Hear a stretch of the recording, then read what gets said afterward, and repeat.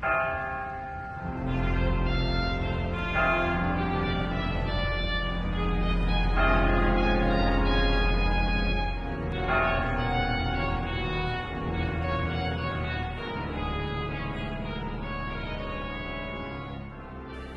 to Christ Church in Greenville, South Carolina. My name is Scott Fleischer. I'm the Associate for Pastoral Care. Today is Palm Sunday. We begin our worship with a reading from Mark, chapter 11. When they were approaching Jerusalem at Bethphage and Bethany, near the Mount of Olives, he sent 2 of his disciples and said to them, "Go into the village ahead of you, and immediately as you enter it, you will find tied there a colt that has never been ridden. Untie it and bring it. If anyone says to you, 'Why are you doing this?' just say this, 'The Lord needs it, and will send it back here immediately.'" They went away and found a colt tied near a door outside in the street. As they were untying it, some of the bystanders said to them, "Why are you doing this, untying the colt?" They told them what Jesus had said, and they allowed them to take it. Then they brought the colt to Jesus and threw their cloaks on it, and he sat on it. Many people spread their cloaks on the road, and others spread leafy branches that they had cut in the fields. Then those who went ahead and those who followed were shouting, "Hosanna! Blessed is the one who comes in the name of the Lord. Blessed is the coming kingdom of our ancestor David. Hosanna in the highest heaven." Then he entered Jerusalem and went into the temple. And when he had looked around at everything, as it was already late, he went out to Bethany with the 12. Here ends the lesson.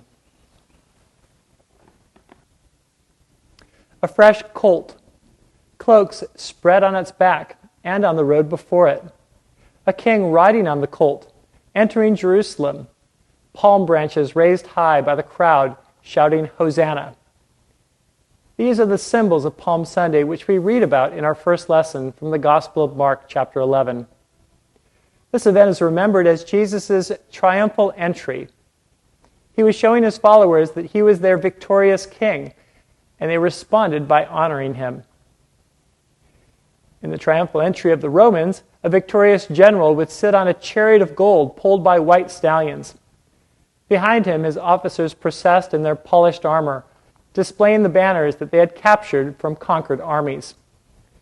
At the rear came a procession of slaves and prisoners bound by chains. Priests would burn incense to the general's honor, and the people would shout his name and sing his praises. Jesus' entry into Jerusalem seems so mundane, so common in contrast to Rome's. But to the Jews who were anxiously awaiting the day of the Lord, this was the most important event ever. On Palm Sunday, we reenact the ceremony of Jesus' triumphal entry. In one sense, it's similar to the way we reenact the Last Supper each Sunday during communion. In doing so, we not only remember the story, but we also participate in the experience. The church has a fancy word for this. It's called anamnesis, literally the remembering. Those who prepare for confirmation usually learn about the Catechism. The Catechism is an outline of our faith found in the Book of Common Prayer.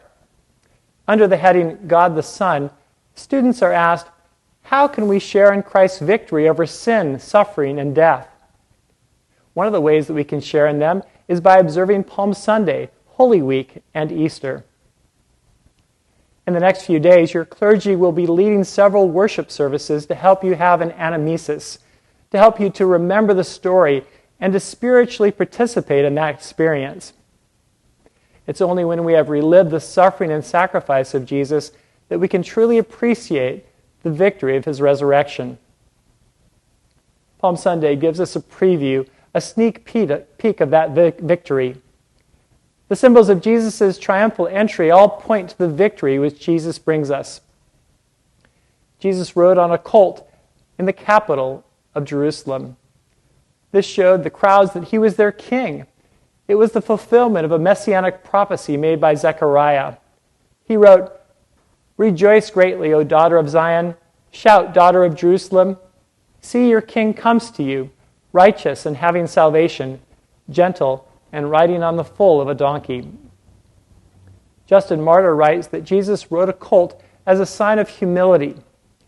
By this lowly means, the King of Ages would become the King of our souls. Today's epistle lesson from Philippians chapter 2 tells us that God in his humility emptied himself, laying aside his glory to take on humanity. Look at the lengths the Lord has gone to in order to get our attention. He's shown us that he'll do whatever it takes to win our hearts back. Jesus was hailed as a king. Throughout his ministry, he avoided going to Jerusalem, and he avoided revealing his true identity to others. But now he knows that the time has come to do so. He went to Jerusalem because it was the historic capital of the kingdom of Israel, and he was the king coming home.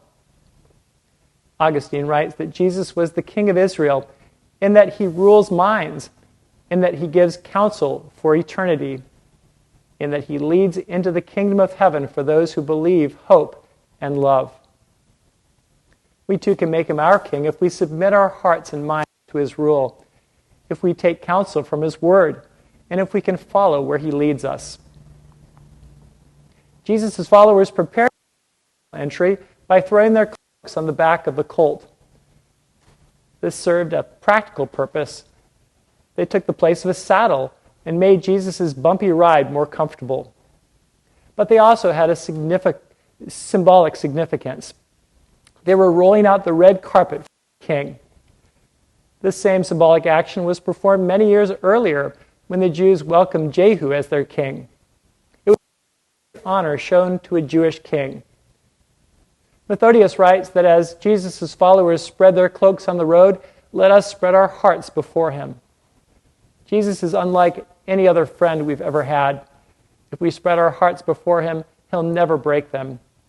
Instead, he promises to love us with a true and everlasting love. His followers then raised palm branches high as symbols of his victory. This was the same hero's welcome given to Judas Maccabeus, the Jewish freedom fighter, who years earlier had purified the temple from the Roman abomination of desolation. Jerome writes that after they had done all that was to be done by their hands, spreading their cloaks and raising palm branches, they offered the tribute of their voices, not in brief and wordless confessions, but with all their might. The crowd shouted, "Hosanna!" Hosanna literally means, "Save us now." It's a cry of help to God. It's as if people were saying, "God, use this king to deliver us from the tyranny of our enemies." That's the wonderful thing about Jesus. He's able to save us and deliver us from anything that oppresses us. The destination of Jesus' procession was the temple. By ending there, he shows us the purpose in going to Jerusalem. It was to offer a sacrifice, the sacrifice of his own life. Today's psalm ends with the words, "We bless you from the house of the Lord." Here we can assume that Jesus expected to receive a priestly blessing when he arrived at the temple, the house of the Lord. But none is recorded in the Gospels. This explains the awkward, anticlimactic ending of today's lesson. The priest of the temple didn't welcome Jesus with the same honor that his followers had. He was basically ignored. Since it was getting late, he decided to return to Bethany with his disciples. The next day, Jesus returned to the temple. Before he offered his sacrifice, he needed to cleanse this place.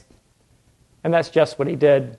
Driving out those who were buying and selling there, he overturned the tables of the money changers and the benches of those selling doves. When he was finished, Mark writes that the chief priests and teachers of the law began looking for a way to kill him, for they feared him. It's no wonder that the Jewish leaders felt threatened by Jesus, both by his triumphal entry and the cleansing of the temple. Their power base was threatened. These events sealed Jesus' fate. In less than a week, he would suffer a horrible death at the hands of his enemies. The triumphal entry of Jesus into Jerusalem begins our celebration of Holy Week. How can we share in Christ's victory over sin, suffering, and death? It's only when we have truly relived the week of his passion, that we can appreciate the victory of his resurrection. Today the Lord enters once again as the victorious King. This time it's Greenville, not Jerusalem. This morning's lesson invites us to honor him with our words and actions, to open up our hearts, and to welcome him into our lives. Blessed is the King who comes in the name of the Lord. Peace in heaven and glory in the highest.